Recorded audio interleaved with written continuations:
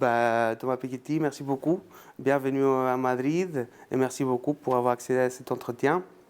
On va parler un petit peu d'économie, si ça vous paraît. Et en profitant que vous êtes ici et vous avez publié le livre en espagnol, on va essayer de donner un petit peu l'image de votre livre pour les lecteurs espagnols qui n'ont pas eu l'occasion de le lire en français ou en anglais, d'accord? Donc si vous voulez, on était en train de dire qu'il a eu beaucoup de succès, votre livre, et beaucoup d'économistes ont parlé du contenu. Alors, est-ce que vous pouvez résumer, c'est vrai que c'est un peu difficile, les 700 pages de théorie économique et évidence empirique, mais un petit peu en quelques minutes, quelles sont les principales lignes de votre thèse?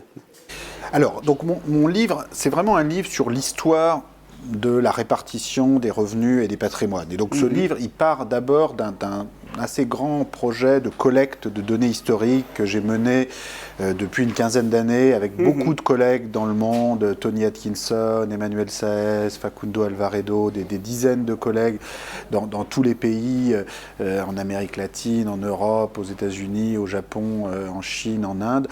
C'est un travail en fait où on a, d'une certaine façon, on essaye moi mon but c'est d'essayer de contribuer à remettre la question de la répartition des richesses au cœur de l'économie. Et elle l'était. Alors au XIXe siècle, les économistes s'intéressaient beaucoup à la question de la répartition, la question du long terme, mais ils le faisaient avec relativement peu de données. Donc c'était quand même très théorique parce que, Ricardo, Marx, Kuznets, ensuite au XXe siècle, s'est mis à collecter plus de données. Mais Ricardo et Marx avaient quand même très peu de données historiques. Donc parfois ils avaient des bonnes intuitions, des très bonnes intuitions théorique, même de ce qui se passait. Voilà. Mais la collecte de données historiques sur les inégalités a vraiment commencé avec Kuznets dans les années 50, qui pour la première fois a utilisé les données de l'impôt sur le revenu aux États-Unis de 1913 à 1948 et a trouvé une grande réduction des inégalités aux États-Unis de 1913 à 1948. Maintenant, ce travail n'avait jamais été vraiment étendu. Et donc nous, ce qu'on a fait dans ce livre, d'une certaine façon, c'est d'étendre ce travail de Kuznets à beaucoup plus de pays. Géographiquement et temporellement. Géographiquement et temporellement, exactement, puisqu'on a plus de 30 pays sur lesquels on a des séries à peu près homogènes sur l'évolution de la répartition des revenus depuis le début du XXe siècle. Ça va être la plus grande base de données en plus par rapport aux richesses. Pour l'instant, oui, je crois que c'est la plus grande base de données qu'on a. Sur les patrimoines, on peut même remonter au XIXe siècle ou parfois au XVIIIe siècle, parce qu'il y a des sources historiques sur les patrimoines, notamment grâce aux successions qui permettent de remonter plus longtemps dans le temps encore qu'avec les revenus. Et donc c'est vraiment ce travail qui n'avait jamais été fait, je pense, parce que c'était peut-être considéré comme trop historique par les économistes et trop économique pour les historiens.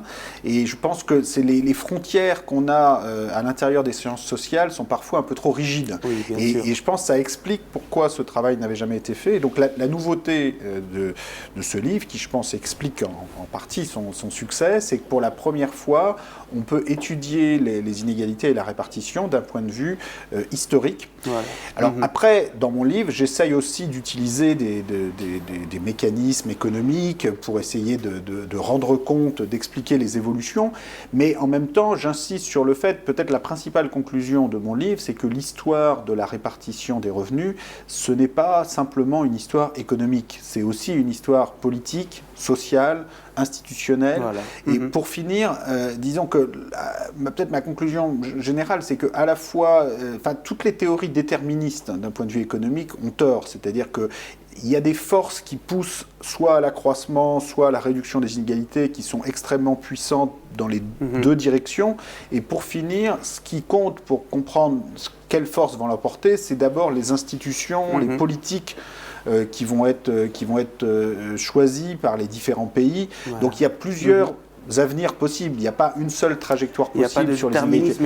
Il n'y a pas de déterminisme économique. Donc ça, c'est peut-être ça la principale conclusion du livre. C'est que si on regarde l'histoire des inégalités au XXe siècle en particulier, on se rend compte que ce sont d'abord des chocs politiques très violents qui ont conduit à la réduction des inégalités. La Première Guerre mondiale, la crise des années 30, la Deuxième Guerre mondiale, et puis les nouvelles institutions sociales, l'État-providence, l'impôt progressif, qui ont été mises en place à la suite de ces chocs et qui ont été, alors qu'ils étaient refusés par les élites des pays européens jusqu'en 1914 et qui finalement ont été acceptés après les deux guerres mondiales. Et c'est ça qui a permis la réduction des inégalités. Et à l'inverse, depuis les années 80 et les révolutions conservatrices des années 80 et depuis la chute du mur qui nous a fait rentrer dans une nouvelle phase de foi sans limite dans l'autorégulation des marchés, ça a fortement contribué à une augmentation des inégalités. Donc tous ces retournements sont des retournements qui ne sont jamais purement économiques, ce sont des retournements à la fois politiques et économiques. Et voilà, c'est cette perspective à la fois historique, économique et politique que j'essaye d'offrir.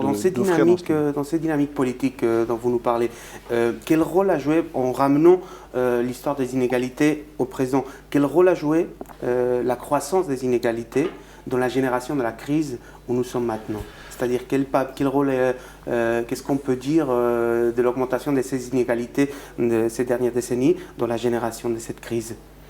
Alors, je pense que l'augmentation des inégalités, notamment aux États-Unis, a contribué très fortement à fragiliser le système financier et finalement, dans le déclenchement de la crise, a joué un rôle très important. Parce qu'aux États-Unis, l'augmentation des inégalités entre 1980 et 2010 et 2007, la veille de la crise, a été tellement forte que finalement, une très grande partie de la croissance économique a été captée par le haut de la distribution. Ça a contribué à une stagnation des revenus médians et des revenus des 50% ou même des 80% des Américains les plus pauvres. Ça a contribué sans aucun doute à une très forte augmentation de l'endettement des ménages. Et finalement, tout ça, ça a contribué à une fragilisation du système financier. Cela étant dit, il y a également d'autres raisons qui fragilisent le système financier. Et en particulier en Europe, on se rend compte que l'augmentation des inégalités a été moins forte qu'aux États-Unis, mais que le système financier a été énormément fragilisé par le mouvement général, disons, de globalisation financière, de dérégulation financière, avec une hypertrophie, dans certains cas, des secteurs financiers des différents pays, et aussi un degré parfois d'opacité financière et d'interpénétration entre nos pays, où en fait chaque pays, en particulier en Europe, chaque pays européen a un secteur financier hypertrophié qui possède et qui est lui-même possédé par les autres systèmes, avec parfois une absence de contrôle des bulles immobilières particulièrement forte évidemment en Espagne, mais plus généralement, je pense que la fragilisation de nos systèmes financiers a été causée par cette hypertrophie des positions patrimoniales.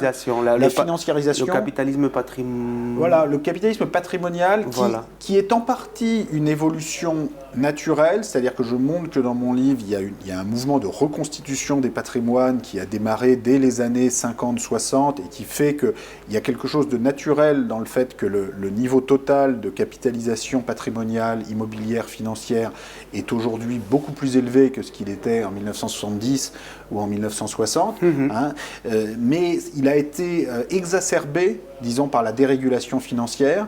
Et puis, de façon générale, dans un monde où les patrimoines immobiliers, financiers représentent 6 années de PIB, 7 années de PIB et non plus 2 ou 3 années de PIB comme dans les années 70, forcément, toutes les questions de régulation financière deviennent beaucoup plus importantes. Parce que si vous faites une erreur sur le prix de l'immobilier ou sur le prix des actifs financiers dans un monde où la totalité des patrimoines vaut 6 ou 7 années de PIB, ça peut avoir des conséquences terribles pour l'économie réelle. Et c'est ce qu'on a vu, et c'est ce qu'on a vu en Espagne, évidemment, ces dernières années. Oui, bien sûr. Mais par contre, il y a beaucoup de régulation, parce que parfois on parle de manque de régulation, mais il y a eu le secteur financier, il est très régulé en tant que tel. Il y a beaucoup de régulation, mais le problème c'est que, en quelque sorte, cette régulation en elle-même, elle est menée ou elle est créée par ce secteur financier pour pouvoir créer ces grands taux de bénéfices. Je veux dire, en quelque sorte, son activité est performante, il crée ses propres règles, c'est-à-dire il y a des règles, non? Et ce n'est pas tant le manque de réglementation, mais que la réglementation qu'il y a favorise trop. Capturé par le secteur financier lui-même. Voilà. Alors, les problèmes de capture par le secteur financier, je pense, sont très, très réels. Mais je pense aussi qu'il y a quand même parfois un manque de transparence financière qui limite la capacité de régulation des autorités de régulation. La Banque centrale européenne, jusque tout récemment, ne disposait pas pour les différents pays européens de bilans patrimoniaux permettant de mesurer les niveaux atteints par les patrimoines immobiliers, financiers dans les différents pays européens. Donc on a besoin de beaucoup plus de transparence financière pour pouvoir conduire ces politiques de régulation. Et on a besoin aussi de le faire à un niveau élevé. C'est-à-dire qu'à partir du moment où vous avez une globalisation à tous les niveaux, au niveau financier, commercial, capitalistique, mais pas au niveau de la régulation et pas au niveau des gouvernements, là c'est ça qui crée cette situation très, très instable qu'on a connue notamment en Europe. Et dans les époques que vous identifiez dans votre livre de réduction, que vous venez de nous dire, réduction des inégalités entre les années 40, plus ou moins 45, jusqu'aux années 70, il y a eu comme un consensus, non? Il y avait la reconstruction européenne, il y avait le communisme de l'URSS qui était en train de pousser en Europe, il y avait des syndicats très puissants qui ont permis ou qui ont configuré ou qui ont permis la réduction des inégalités. Mais par contre, aujourd'hui, on n'en a pas cette configuration. Les syndicats ou le pouvoir des syndicats, il est en déclin. Et je crois que cela, ça a eu un rôle important dans l'augmentation des inégalités, non? C'est-à-dire le déclin des apparats syndicaux. Oui, vous avez raison. Les syndicats jouent un grand rôle historiquement dans le développement de l'État-providence, de l'État social en général et de la réduction des inégalités. Et l'existence du contre-modèle soviétique communiste joue aussi un grand rôle. Et c'est vrai que ça aide beaucoup à ce que les élites dans les pays occidentaux acceptent un certain nombre de réformes fiscales et sociales qu'ils refusaient. En France, d'un seul coup, au début des années 20, des groupes politiques situés plutôt à droite qui refusaient l'impôt sur le revenu à 2% en 1914 acceptent d'un seul coup l'impôt sur le revenu à 50-60% sur les plus hauts revenus, parce que finalement ils se disent qu'à côté de la révolution bolchevique, c'est plutôt mieux d'avoir l'impôt progressif sur le revenu. Et à l'inverse, la chute du mur et la fin du contre-modèle communiste nous fait rentrer dans une phase de refus de la régulation, de refus de la redistribution, dans lesquelles on est encore dans une grande partie. En même temps, il y a des nouvelles formes de mobilisation sociale et politique, des nouveaux partis politiques, même parfois, y compris en Espagne ou en Grèce, et des nouvelles formes de mobilisation sur Internet ou des nouvelles formes de militantisme qui, je pense, joueront un rôle à l'avenir. Donc moi, je suis pas... Disons, mon livre n'est pas un livre pessimiste. C'est-à-dire, je pense qu'il y a des tendances inégalitaires qui sont extrêmement fortes, mais je pense que des réponses démocratiques et des réponses institutionnelles adaptées peuvent permettre de reprendre le contrôle de cette mécanisme.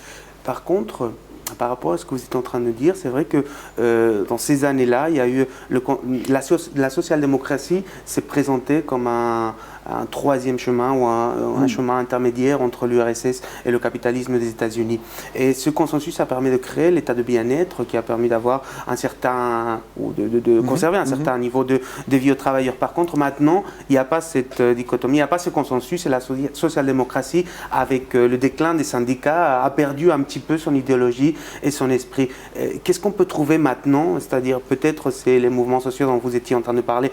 Quel est le nouveau consensus dont on peut aujourd'hui tirer pour pouvoir renouveler ou soutenir même l'état de bien-être qu'on a connu? Il faut reprendre les institutions social-démocrates et inventer une nouvelle régulation démocratique adaptée au capitalisme patrimonial, mondialisé, financier d'aujourd'hui. Les institutions social-démocrates européennes continuent de fonctionner quand même d'une certaine façon. Et c'est ça qui fait que les inégalités en Europe ont quand même beaucoup moins augmenté qu'aux États-Unis. Donc il continue d'y avoir un modèle social européen, social-démocrate, qui d'une certaine façon fonctionne, mais qui est plus fragile que ce qu'on imagine parfois. Aujourd'hui, je pense qu'une des grandes difficultés qu'on a en Europe, et c'est très différent des décennies d'après-guerre quand le modèle social-démocrate s'est développé, c'est qu'on a besoin de beaucoup plus d'union au niveau fiscal, budgétaire, en particulier la concurrence féroce entre pays européens pour attirer les investissements, attirer les capitaux, fait que si on ne fait rien, on aura sans cesse des nouveaux scandales comme le scandale Luxembourg-Leaks qu'on a eu récemment, dans lequel on constate que les grandes sociétés multinationales se retrouvent à payer pratiquement aucun impôt nulle part en Europe, ou en tout cas un taux d'imposition plus faible que ce que vont payer des petites et moyennes entreprises. Donc ça, c'est un problème qu'on ne peut pas résoudre simplement avec un parti social-démocrate dans un seul pays. On a besoin de solutions coopérative au niveau européen. On a besoin de construire une puissance publique légitime au niveau européen. Sans doute faut-il commencer avec un plus petit nombre de pays que les 28 pays, l'Espagne, l'Italie, la France, l'Allemagne. Plus facilement, et ensuite, si on arrive à montrer que ça peut marcher, si on arrive à faire une refondation démocratique de la zone euro avec un parlement de la zone euro dans lequel on prend les décisions fiscales, budgétaires à la majorité, ça permet d'avoir un impôt sur les sociétés qui fait payer aux sociétés multinationales au moins autant qu'aux petites et moyennes entreprises, qui prennent des décisions sur le niveau de déficit et le niveau d'investissement public qui conduisent à plus de croissance, à moins d'austérité, alors ensuite peut-être d'autres pays auront envie de rejoindre ce système. Mais pour l'instant, personne n'a envie de rejoindre une zone euro qui est en pleine austérité, qui est en pleine récession et qui ne conduit toujours qu'à plus de chômage des jeunes et qui donne absolument pas envie d'y rentrer. Donc vous considérez évidemment que, avec ce que vous êtes en train de nous dire, que l'austérité auquel se sont jetés tous les pays, notamment les pays périphériques, mais aussi les pays comme la France, est en train de nous approcher à une époque de très basse croissance, et cela affectera bien sûr aux inégalités. Oui, je pense que les pays de la zone euro sont dans une situation qui est extrêmement préoccupante, catastrophique par certains côtés. On a vraiment pris des mauvaises décisions en 2011-2012 en faisant trop d'austérité. Écoutez, c'est très simple. Le taux de chômage était à peu près le même en zone euro et aux États-Unis il y a 4-5 ans. Et depuis, le taux de chômage a monté très fortement en zone euro, alors qu'il a diminué très fortement aux États-Unis. Donc je crois que de façon claire, la stratégie qui a été suivie en Europe n'a pas marché. Par des partis conservateurs ou soi-disant socialistes, conservateurs et parfois socialistes. Et je pense que la France, et pas seulement l'Allemagne, mais aussi la France, ont une lourde responsabilité dans cette situation. Je pense que la France et l'Allemagne ont fait preuve de beaucoup d'égoïsme vis-à-vis de l'Europe du Sud. Je pense que la France et l'Allemagne, en gros, se sont dit en 2011-2012, puisque nous, on a un taux d'intérêt de 0% ou de 1%, on va laisser l'Espagne, l'Italie, la Grèce, le Portugal se débrouiller avec leur taux d'intérêt de 5 à 6%, c'est de leur faute. Et c'est la loi du marché, tant pis pour eux. Ce choix égoïste a conduit à une récession dans l'ensemble de la zone euro, dont maintenant la France a aussi fait les frais. Même l'Allemagne a une croissance qui est 2 fois plus faible que celle du Royaume-Uni qui est en dehors de la zone euro. Donc c'est l'ensemble de la zone euro qui est prise dans cette récession avec un risque de déflation très fort. Et donc voilà, il faut en sortir. Et les risques de déflation se rajoutent au risque à la dette publique, au problème de la dette publique dans la zone euro. J'ai vu il y a quelque temps, une année plus ou moins je crois, une vidéo où vous étiez en train d'avoir un entretien avec David Graeber, où vous parliez de la possibilité de l'annulation de la dette. C'est-à-dire maintenant il y a des mouvements tout autour de l'Europe, notamment des pays du Sud, mais aussi de certains... il y a certaines propositions du centre d'Europe qui proposent une certaine annulation audit démocratique, etc. Quelle est votre position sur la dette? Alors, je pense que il y a plusieurs façons de réduire rapidement une dette publique dans l'histoire. En gros, il y a l'inflation, il y a la répudiation, la restructuration partielle de la dette, et puis il y a l'impôt progressif sur le patrimoine privé. Et je pense que ces 3 méthodes sont complémentaires et peuvent être utilisées. Maintenant, si on n'utilise aucune des 3 et qu'on n'a pas d'inflation, pas de restructuration de la dette et pas d'impôts progressifs exceptionnels sur les patrimoines privés, alors on est dans une situation très difficile. La restructuration de la dette, ça serait un élément à mettre en place avec d'autres éléments, évidemment. Il n'y a pas de solution magique. Il y a des outils qu'on peut utiliser, soi-disant. Donc ça, c'est un des outils qu'on pourrait utiliser, notamment dans la périphérie, mais aussi dans toute la zone euro, pour pouvoir commencer cette nouvelle étape de croissance, etc. Non ? Oui, tout à fait. C'est ce qui a été utilisé par l'Allemagne et par la France à l'issue de la Seconde Guerre mondiale. C'est-à-dire qu'il faut se rappeler, si on fait un peu l'histoire de la dette publique, que j'essaye de faire dans mon livre, on a eu des phases de dette publique encore plus importantes que celles qu'on a actuellement. En 1945, la France et l'Allemagne ont plus de 200% du PIB en dette publique, donc encore plus que la Grèce aujourd'hui. Et en 1950, il n'y a plus de dette publique. Il y a 20% du PIB ou 30% du PIB en dette publique. Alors qu'est-ce qui s'est passé entre les deux ? Bon, c'est pas que les Allemands ou les Français ont remboursé leur dette. C'est qu'une très forte inflation en France et une très forte restructuration de la dette publique en Allemagne ont permis de réduire la dette publique très fortement. Et c'était une bonne décision, parce que c'est ça qui a permis à l'Allemagne et à la France d'investir dans la croissance dans les années 50, 60, sans avoir à traîner comme un boulet les intérêts de la dette publique. Voilà. S'il y avait fallu faire des excédents budgétaires de 1 ou 2% du PIB ou 3% du PIB chaque année, on y serait encore. Et on serait encore aujourd'hui à rembourser la dette publique de 1945. Donc c'est tout de même une amnésie historique incroyable, un oubli historique incroyable qui fait que l'Allemagne et la France aujourd'hui se retrouvent à expliquer à l'Europe du Sud que c'est impossible. Je pense que non seulement on a besoin de reprendre le cours de cette histoire pour s'inspirer pour l'avenir, on peut aussi réussir à faire mieux. C'est-à-dire, je pense que un des problèmes de l'inflation et de la restructuration, c'est que des fois, on ne maîtrise pas très bien qui finalement va payer l'addition à la fin. Oui. Donc c'est vrai que moi je préfère, par rapport à l'inflation, la restructuration, je préfère l'impôt progressif sur le patrimoine privé parce que ça permet de mieux cibler les efforts sur les patrimoines les plus importants. C'est plus transparent, c'est plus démocratique de mon point de vue.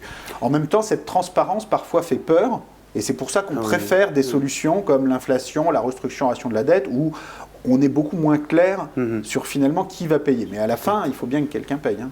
Ça, c'est vrai. Je voudrais aussi vous demander sur le processus de globalisation et l'impact qu'il y a eu sur les inégalités. Parce que maintenant, on est en train de voir qu'il y a un grand pacte entre l'Amérique du Nord et l'Europe qui est en train de se signer, parfois, c'est-à-dire pas aux lumières publiques, mais sous un certain secret, c'est le TTIP. Et alors, quel impact pourrait avoir ce genre de traité de libre commerce sur les inégalités en Europe ? Parce qu'on a vu les inégalités, comment les inégalités au Mexique ont augmenté grâce à la création du NAFTA. Dans toute la ligne, las maquilas, c'est toute l'histoire. Alors ici, est-ce qu'on pourrait voir une augmentation des inégalités aussi par rapport à ça, une souffrance des classes populaires, etc. Je pense qu'on ne peut pas avoir de libre-échange en échange de rien. C'est-à-dire qu'il faut, si on veut avoir une libre circulation des biens, des services, des capitaux, il faut qu'on ait dans le même temps des régulations collectives, beaucoup plus d'échanges d'informations, beaucoup plus de fiscalité en commun. Donc je pense que ce serait une grande erreur d'avoir un nouveau traité de libre-échange et de libre circulation des capitaux entre l'Europe et les États-Unis si on n'introduit pas en même temps, dans le même traité, des mesures très fortes en termes de justice fiscale et sociale. On dit toujours de s'introduire si on n'a pas la possibilité de savoir qu'est-ce qui est en train d'être négocié. Ah oui, bien sûr. Bah là, ça, vous avez parfaitement raison. Là, je suis parfaitement d'accord avec vous. Ça, quand on ne sait même pas ce qu'il y a dans les négociations, là, c'est sûr que c'est vraiment très difficile. Donc ça, c'est une méthode absolument catastrophique. Et je pense que si on continue comme ça, ce traité va être rejeté massivement. Je pense que la seule façon qu'un traité de cette nature puisse être accepté par les opinions européennes et américaines d'ailleurs, c'est que d'abord plus de transparence, vous avez parfaitement raison, mais aussi, ça ne suffit pas la transparence, il faut aussi que dans ce traité marche sur deux jambes. C'est-à-dire que si on veut continuer d'aller vers plus de globalisation commerciale, financière, il faut montrer que cette globalisation peut aller avec plus de justice fiscale globale. Et donc, vous savez, l'excuse qui est tout le temps utilisée pour ne pas avoir plus de justice fiscale, d'impôts sur les communs, c'est que d'autres pays ne vont pas coopérer et vont attirer les investissements. Évidemment. Mais là, on est dans ce traité entre l'Union européenne et les États-Unis, on met quand même la moitié du PIB mondial autour de la table. C'est-à-dire que les États-Unis, c'est un quart du PIB mondial, et l'Union européenne, c'est un quart du PIB mondial. Donc là, on n'a aucune excuse. C'est-à-dire quand on met la moitié du PIB mondial autour de la table, si on n'est pas capable de créer en même temps un minimum d'impôts communs sur les bénéfices des grandes sociétés multinationales, si on n'est pas capable d'avoir des mesures très fortes pour plus de transparence financière, un registre mondial des titres financiers, des échanges automatiques d'informations bancaires, quand est-ce qu'on va y arriver? Et à quoi ça sert d'avoir un grand traité multilatéral pour ensuite se retrouver à faire uniquement de la libéralisation des échanges? Donc je pense que c'est très important que les différents mouvements politiques en Europe proposent, imposent de mettre dans ce traité des mesures très fortes de justice fiscale et de transparence financière. Et la dernière question, parce que je sais que vous devez partir, quand vous parlez des nouveaux mouvements, vous parlez notamment des mouvements qui sont en train d'apparaître en Espagne, en Grèce, oui.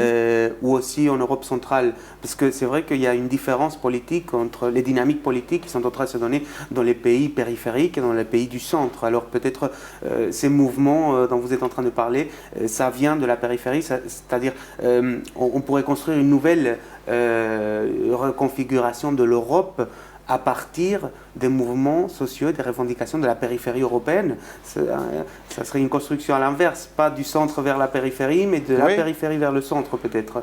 Oui, ben je l'espère. Écoutez, il va y avoir des élections là en 2015, il va y avoir des élections en janvier en Grèce, oui. à la fin de l'année ou début 2016 en Espagne, enfin je n'ai pas bien compris les dates exactes. Il va aussi y avoir des élections en France, des élections régionales en décembre 2015, où compte tenu du mode de scrutin, c'est tout à fait possible que plusieurs régions tombent à l'extrême droite. Et moi, je pense que les dirigeants européens à Bruxelles, à Paris, à Berlin, feraient bien de réaliser qu'un choc politique à la gauche de la gauche est beaucoup moins dangereux qu'un choc politique à la droite de la droite. Et donc les mouvements Podemos, Syriza sont des mouvements qui sont fondamentalement des mouvements internationalistes, pro-européens. Et je pense que plutôt que de rejeter ces électeurs en leur expliquant qu'ils sont irresponsables, qu'ils vont mener à la sortie de l'euro, à la destruction de l'Europe, etc., les dirigeants allemands, français, bruxellois feraient bien de s'appuyer sur ces forces politiques nouvelles pour essayer de bâtir une refondation démocratique de l'Europe permettant de sortir de l'austérité, d'avoir plus de croissance. Vous savez, un choc politique venant de l'extrême droite sera autrement plus difficile à tirer de façon positive qu'un choc politique venant de la gauche. On l'a déjà connu. On l'a déjà connu. Donc moi je pense que ce qui est très important, c'est que ces nouveaux mouvements politiques aussi fassent des propositions pour une refondation démocratique de l'Europe. C'est-à-dire qu'il ne suffit pas de se plaindre de l'Allemagne, même si l'Allemagne a une grande responsabilité, ou de se plaindre de la France. Il faut proposer, je pense que j'aimerais moi que les partis dont vous parlez, en Espagne, en Grèce, proposent à la France, à l'Italie, à l'Allemagne, par exemple, un parlement de la zone euro dans lequel on prendrait les décisions sur le niveau de déficit public de façon démocratique, à la majorité, dans un parlement où chaque pays serait représenté en proportion de sa population, ni plus ni moins.